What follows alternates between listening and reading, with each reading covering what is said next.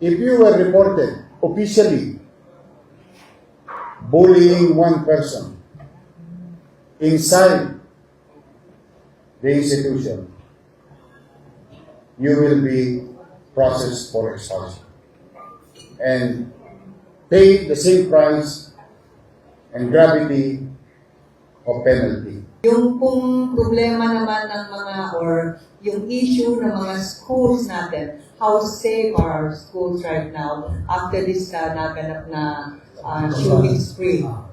Ganun kaya kami nilabas na memorandum of You know, this is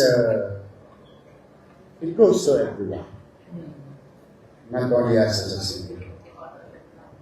It is now an issue bothering parents. I think whether it is private or as a parent, when you send your kids to school, you feel comfortable Dapat safe. because it's a safe space. And you believe in our teachers to be the second parents Yes. of our children. But I don't know if we can blame technology alone, or we can blame the economic situation, or we can blame, or maybe we can blame and blame and blame. But you cannot hide the facts that facts na nangyayari. At posible bang mangyari muli? Posible. Yun yung for us to put another time, effort, and resources on top of what is existing now with regard to the safety of our public school or institution. We will reinforce our things that we are doing as we speak. Then, I came up with an idea to be presented to the task force. And after that, maybe to be presented before the Sangguniang Panglunsod. To come up with a law.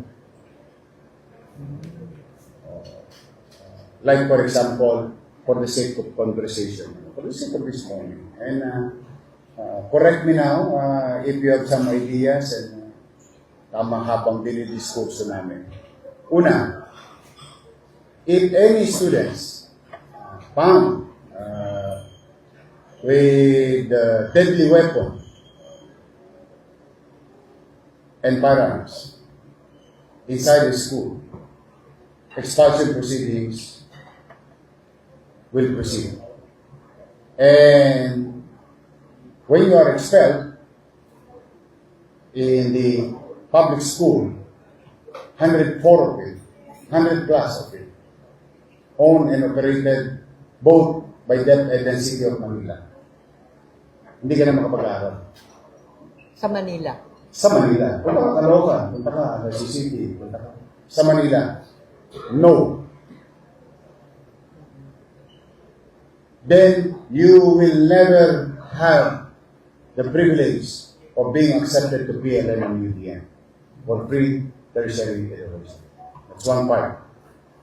Second part, if you are involved in riots and rumble outside of schools, immaterial of time, and officially documented by barangay or police, if you were in Blacarba, in Blacarba mo, you will be expelled in Manila.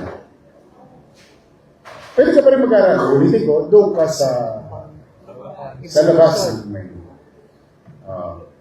Third, if you were reported officially bullying one person inside the institution, you will be processed for expulsion and pay the same price and gravity of penalty. Pag titignan mo, initially, while I believe, siguro hindi naman nakaila sa inyo, MBN gaya ko minimum basic needs. I believe in housing, education, healthcare, and jobs creation.